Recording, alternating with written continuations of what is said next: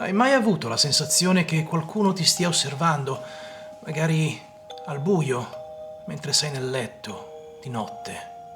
Ma soprattutto non trovi che le lezioni di comprensione in inglese siano noiose? La penso come te, ecco perché ho creato Haunted Tales, che aggiunge un pizzico di brivido alla tua comprensione in inglese. Nata perché mi è sempre stato chiesto ma cosa posso ascoltare per migliorare? Ma la risposta non è scontata. Infatti varia dal livello ed è sempre necessario avere il testo originale mentre si ascolta. Si chiama associazione passiva, ma questo è un altro conto. Molti si fermano spesso a cercare questi termini e finiscono per annoiarsi e non farlo mai più.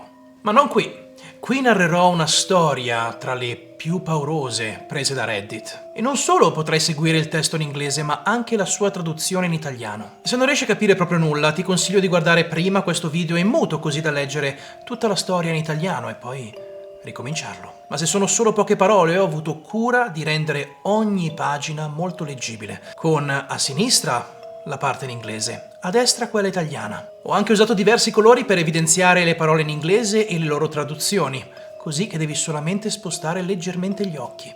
E quando il significato non è tradotto letteralmente perché la traduzione non lo permette, ho messo delle parentesi col significato letterale direttamente sulla parte originale. Prima di cominciare vi ricordo che non c'è niente di più terrificante di guardare un video che ti piace e non lasciare un like.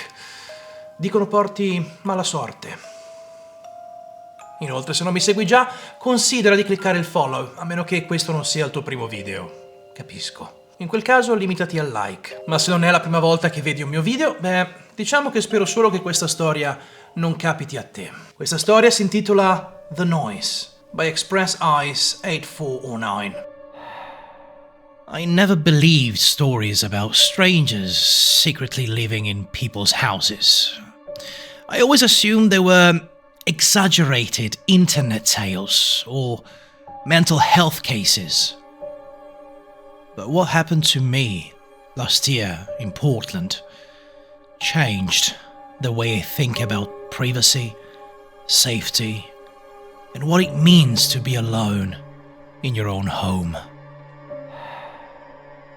It started with subtle noises. At first it was just light tapping above my bedroom late at night. It didn't sound like pipes or an animal. It was too conscious, too deliberate. I asked my landlord about it, and he brushed it off as the building settling. Friends joked that it was ghosts or that I was working too much and hearing things. So I ignored it, but the tapping didn't stop. It grew more frequent, happening not just late at night, but early in the morning too. One morning I woke up convinced someone had whispered from above me. It was such a soft sound that I couldn't tell if it was real or part of a dream. I tried to convince myself it was nothing. About a week later, things escalated. The tapping changed locations. It wasn't above me anymore. It started coming from inside the wall, next to my bed, then from the direction of the air vent. It sounded like fingertips brushing metal.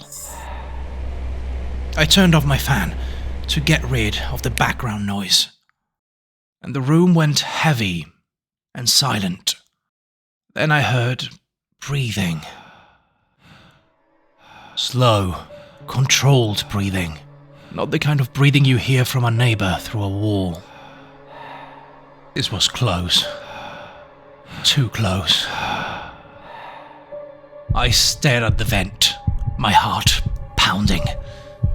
I told myself I was imagining it, but I couldn't shake the feeling that something was wrong. I grabbed my phone, turned on the flashlight, and aimed it directly at the vent. The moment the light hit the slits, I saw two eyes staring back at me.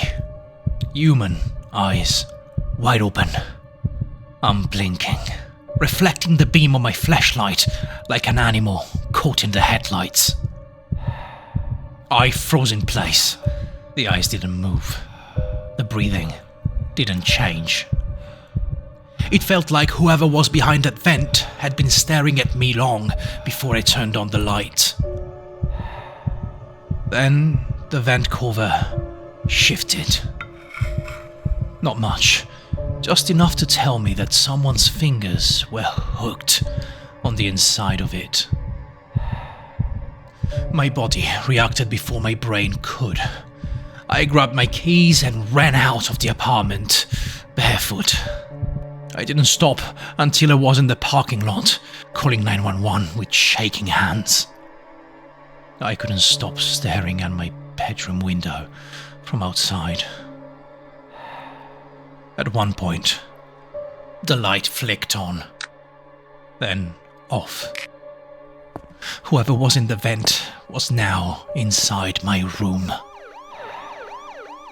The police arrived within minutes.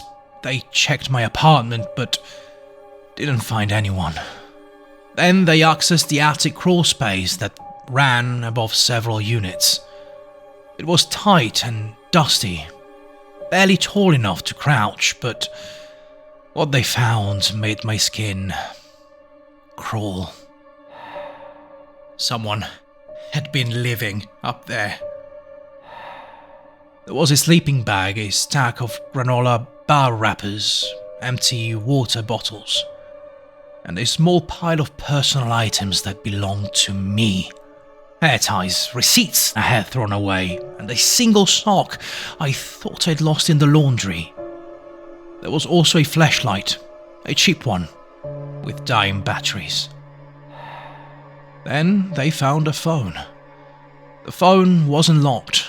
Inside were dozens of photos taken through the vent. Photos of my room. Photos of me, asleep. Photos of me changing. Photos of me working on my laptop, all taken from the same angle through the vent above my bed. I didn't sleep for 2 days after that. I stayed at a friend's place while I packed up my belongings. The police never caught the person. They think he entered the attic crawl space through an unlatched maintenance door on the roof. But none of us know how long he'd been up there, or how many times he climbed down while I slept. I moved to a different part of the city, installed cameras and bought metal vent covers with screws. I check every closet when I get home. And I still wake up sometimes thinking I hear tapping. Maybe it's nothing now, but it wasn't nothing before.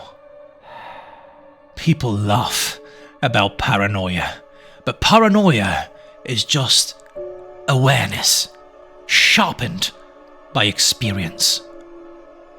When something feels wrong in your own home, don't ignore it. I wish I hadn't. Agghiacciante, non è così? Noi ci vediamo tra 2 settimane con una nuova storia, ma nel frattempo se cerchi un qualcosa di più leggero ti consiglio questo video, dove stabilisco il tuo livello di inglese in base ai meme che capisci. Mettiti alla prova, se non hai paura.